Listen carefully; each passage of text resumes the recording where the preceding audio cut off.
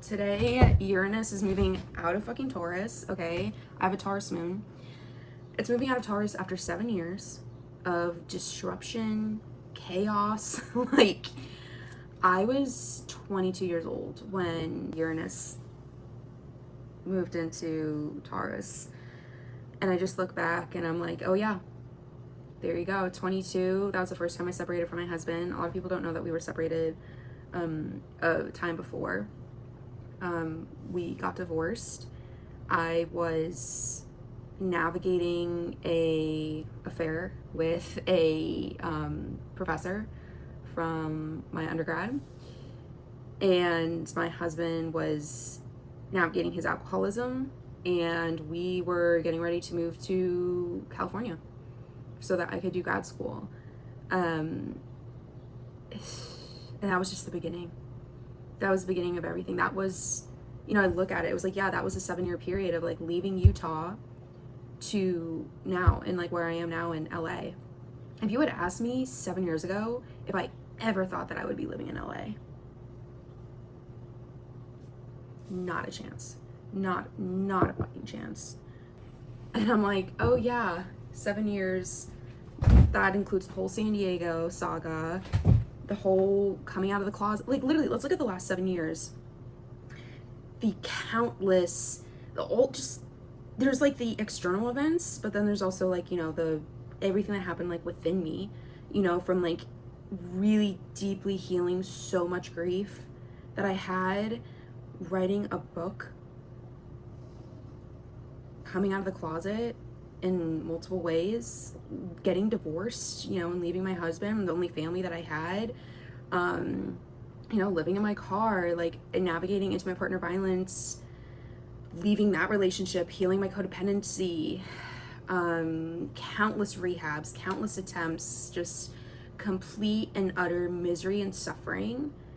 Because one of the things that I learned during this period of time was that, I was a victim. And listen, I know that, saying that can sound discompassionate, but we all of us, every single person, because every single person is literally born with 4 archetypes that we all share. And then there's an additional 8 that are unique to all of us, but the 4 that are in common for everybody are the victim archetype, the saboteur, the prostitute, and the servant, I believe. And so, and this is Carolyn Miss, but I really do see this framework, like I do feel it resonating with, what I've experienced in life. And yeah, we all have this victim archetype. And I will say that who hates being called a victim more than anybody? Literally, if you call somebody that's like in the unhealed victim archetype a victim, they're gonna, you don't know what I've been through. Like, who the fuck, like so touchy. And that was me. I literally was like, I've been through like, more than like any of them. So like they can't understand me. And then like, we all go through shit. It doesn't matter. Any single human walking this earth has a victim archetype that we need to heal.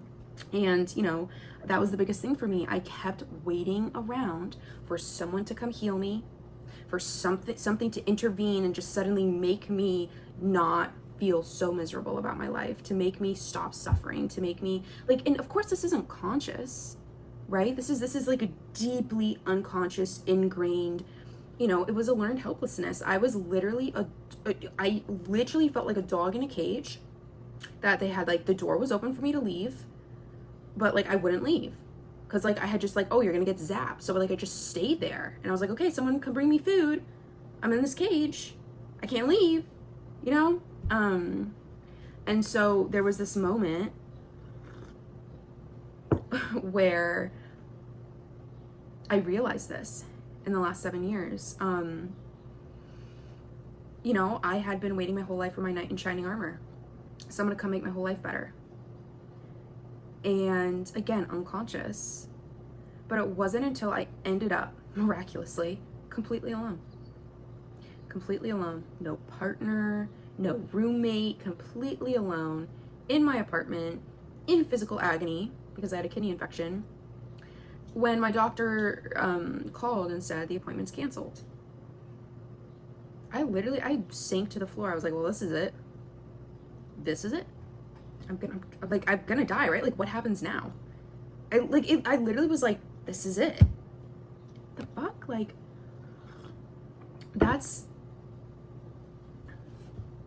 it didn't occur to me that I could literally pick up my phone, look for the nearest urgent care, and drive there myself.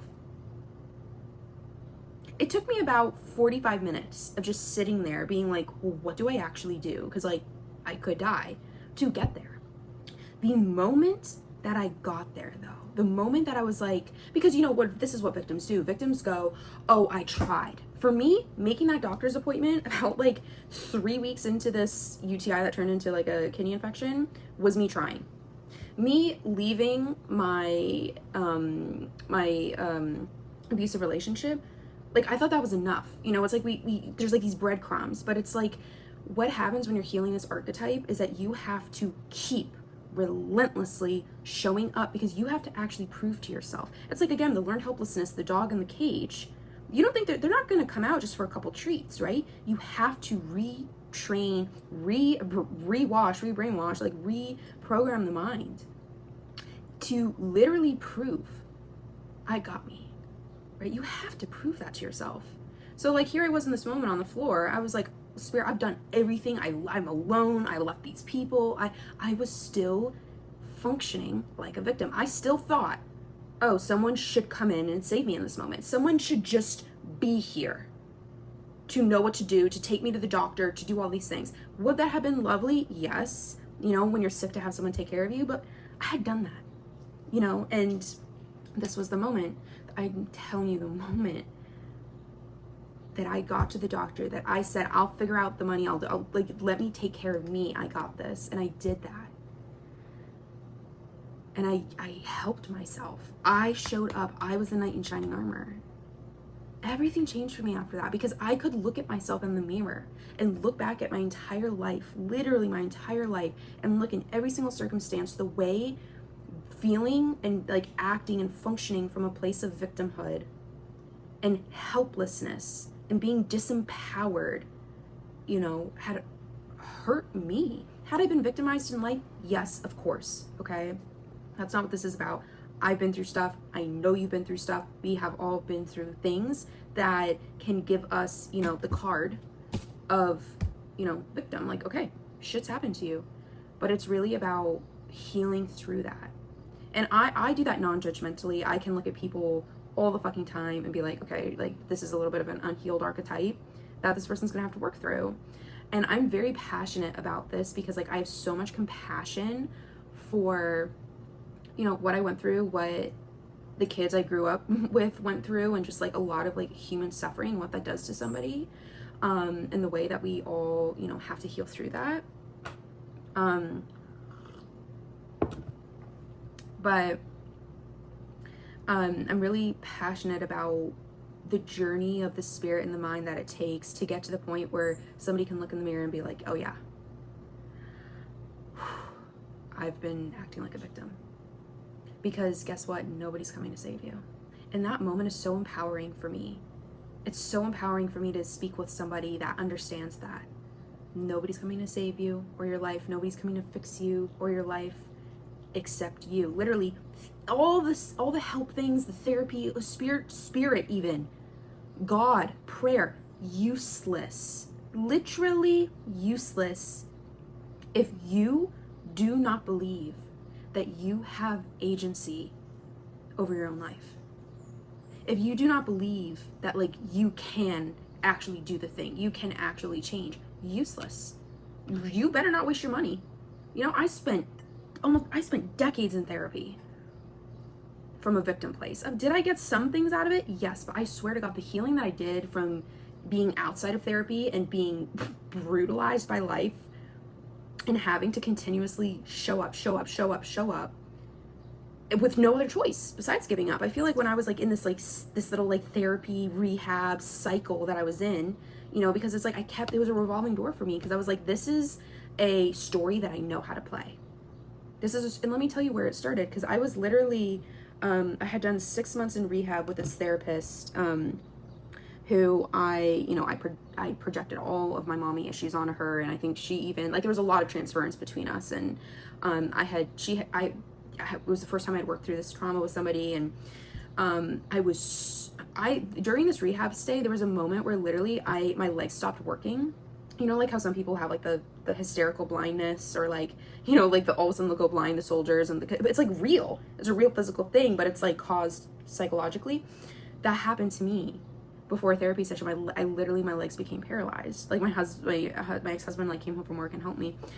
It was a whole 6 months of that level of intensity of physical just torture, mental, soul level torture. And so yeah, after 6 months of that, fast forward maybe like, I don't know, a year and a half, 2 years, I'm relapsing. And all of the doctors, providers, therapists, they all were jumping ship. They said, okay, this has gotten out of hand. This is a liability. You go back to rehab or we can't help you. And at this point, I had taken countless semesters off. I had spent most of grad school there really just for the insurance and like in this cycle, that I knew how to play well. I knew how to have a therapist. I knew how to be sick. Again, not conscious, right? I wasn't consciously like doing that, but it was a role that I had been placed in as a child that was familiar to me and comfortable to me. And I was like, okay, you know, I'm getting bad again. Let's go back and do this. Because what's the alternative? To actually face my shit in the real world, that's not this like rehab, you know, therapy bubble, and literally take accountability and fix things myself. No, thank you. Anyway, so all my providers jumping ship, and I was like, okay, let me just see. So I'm talking to the intake person, and I would only go back to be with this therapist, right? And I remember she calls me and she says, you know, this therapist is going to be on maternity leave when you're there, so you're going to be with somebody else. Immediately, no. That was the moment I knew that this was performative for me. That was the moment that I knew, because I was like, I wouldn't go back for any other therapist, because like I literally just wanted to re-enter the same story that I had with this woman. I wanted to, you know, because she knew my trauma and she placated it in this specific way, and we had this specific dynamic, and like I didn't need to go back and do this with because honestly, all the providers there were horseshit besides my therapist. I had the director as my therapist. Okay, so that was the moment I knew. I was like, oh, no, like I don't actually have to go do this again for 6 months. Like I knew I had it in me. I knew that I had the tools after doing this so many times to do this myself. And I did not want to go back if it was not for this one person. That's not the reason to go to rehab. Okay. Now, did my providers think that I could heal? Absolutely not. None of them were like, you can do this on your own. Absolutely not. So they all jumped ship, literally. So when I was perhaps physically one of the most, sickest I've been in my life, that was when I ended up alone. And again, it is these moments in life where you do end up alone, where you do the thing where nobody believes in you. That is where you prove it to yourself. Now, I had a partner, miraculously, that was like, okay, let's do it. You know, which is a big fucking deal, because I was literally, my heart was a ticking time bomb. They said, your heart could stop at any moment. I refused to go inpatient.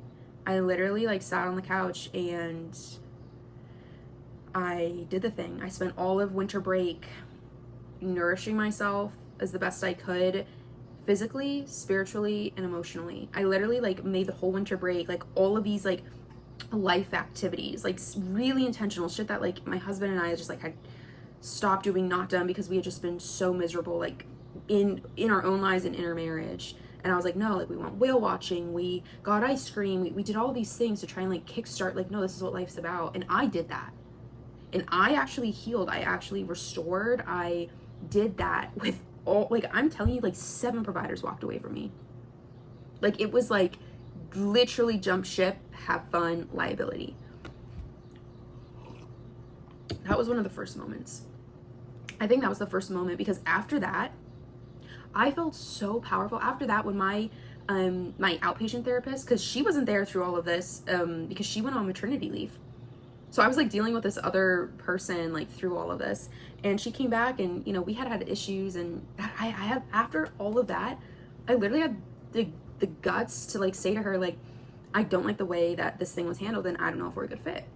And she said, like, I agree, and like we had a conversation about it. Like that gave me the confidence. And I swear, like, after this experience, that's when like I dyed my hair for the first time. That's when I started like dressing more like myself. Like it gave me like, oh, I'm in charge. Even if all of you are saying this like crazy shit to me and like what's gonna happen to me and all of this, I'm still in charge of my life, because when I know what's actually best for me. They thought they knew what was best for me, right? And I had like surrendered, and again, this is what victims do. They give their choices in life over to somebody else, because that's easier. Again, it's just like, okay, I can like be in this role. It's like getting on a roller coaster, like just sitting down and being like, okay, this is a ride, like I can just chill out. I've done this before. All right, here we go again. No, all right, here I am again. All right, let's just go. I know what this is. Instead of getting off the ride and literally like walking through this like crazy ass, circus amusement park, being like, what do I do? Where do I go? How do I get out of here? You know, you know, yeah. But anyway, so that's like when a seed was planted. But of course, that's not enough. Maybe for one person that would be enough, but for me, Uranus again was not done with me. But that was something that like that was a theme for me that came up. Oh, there's a little hummingbird. Time and time and time and time again. Until, now I'm finally in this place where nothing gets past me. I mean, literally, of course, like I said, like when you call a victim, they're gonna freak the fuck out, and they're not gonna like, even if like one of y'all listening to this like has an unhealed victim archetype, you're listening to this and you may be going like, that's definitely not me. If that's what you're thinking, clock it. Go look in the mirror and get real honest with yourself, because in my opinion, shadow work starts with this archetype. In my opinion, it's very hard to heal other parts of yourself from a place of victimhood. You have to be able to look in the mirror and be like, yep, I have compassion for the person that went through all of that trauma and pain and suffering and didn't think that they had what it takes to get out of that and make the hard decisions, make the unfun decisions, and take charge of their life and understand that nobody's coming and that I have to be my own knight in shining armor. How many times in your life, truly, have you handed your agency over to someone? Have you gone through something painful and then gone through it again and again and again and again? Have you been outsourcing your life to somebody else?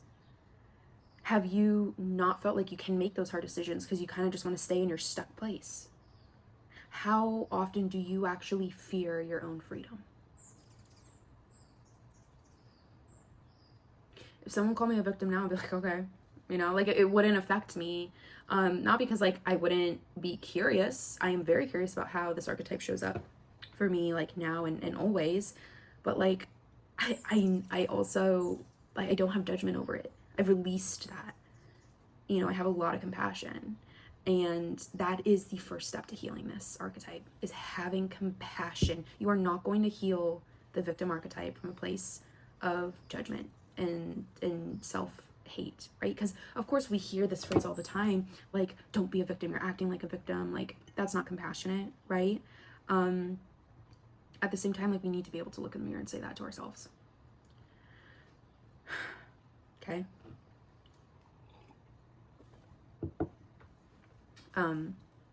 So yeah, that was definitely one of the main lessons from Uranus, was like, let's throw so much of a shitstorm at you that you can heal all of this karma, because that's why I incarnated in this lifetime, was not to make karma, but to heal it. And I got a lot of that. 7 years ago, 22, I had a husband, I had a family, I had security in finances and housing and like all the things. It was like the safety blanket of my life that I had like clawed and fought for because, of all of my abandonment wounds and issues, and ripped off, gone. Like, you know what I mean? And now I am my own safety blanket. The safety is sourced from within me. Anything could happen. I know that I got me. I know I'm okay. Like, it's not a concern for me anymore. It's not a worry. Like, you go through enough and you show up for yourself, and oh my God, like, let's pause and just acknowledge that this is the hardest work you'll ever do. This is the hardest work you'll ever do. This is the hardest work you will ever do. I can't even say on the other side, because I don't even feel like there's sides, but like through that, through the tunnel of it, through that, when you come out, there is a piece of you that is truly invincible. And it is that piece that becomes invincible when you know the safety is within. The love is within, everything is sourced within, right? Nothing is outsourced, nothing is happening to you.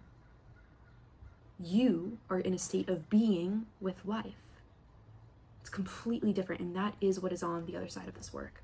And that is, what I found on the other side of, amongst so many other things, but, of the 22-year-old me and, the 29-year-old me. And I'm so proud of myself. And my God, it's almost, the pain that I've gone through the last 7 years it's almost so hard for me to feel into, because it was so immense, so chaotic. Literally, we're talking life events of divorce, moving countless times, suicide attempts, rehabs, death, like just all of the things that a life can throw at you, condensed, coming out like in these 7 years, being abused, being homeless, like went through it. And I'm very grateful, that I am the person that I am today, and I was able to show up through those things, and knowing that anybody can do it. Any of us can do that. We all have to do that. That is our task. And of course you don't have to go through all of that, but our task is to, lift up the blanket and see all these shadows and shine a little bit of love on them and compassion. We don't do this work from a place of, self-hate, degradation, like no judgment, no, like, oh my God, my shadows, my dear shadows, like, of course you're there. Of course we went through hell growing up. We went through all these painful experiences. Like, let me bring you closer instead of leaving you over there. Let me pull you in and let you teach me. Let me listen to you, because if I just listen to you and the voice that you have that I've been silencing and pushing away in these corners, and I just listen, that alone is like such a burst of light. That is alone is such healing, and that,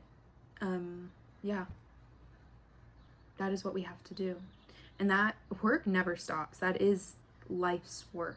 It does evolve. It does look different. The more shadows you heal, right? Like, there's always a shadow. And there's going to be another one. But it does become, life becomes one big, moment of learning. Like, we're all here to learn. None of us know anything. That's the biggest lie. None of us know anything. We're all walking around just... The people that know things are the people that know that there's... None of us know anything. And yet have a deep sense of knowing. Those are the people that we need to call in and be with and learn from and listen to, and find in ourselves, because they're there. Anyways, happy Saturday.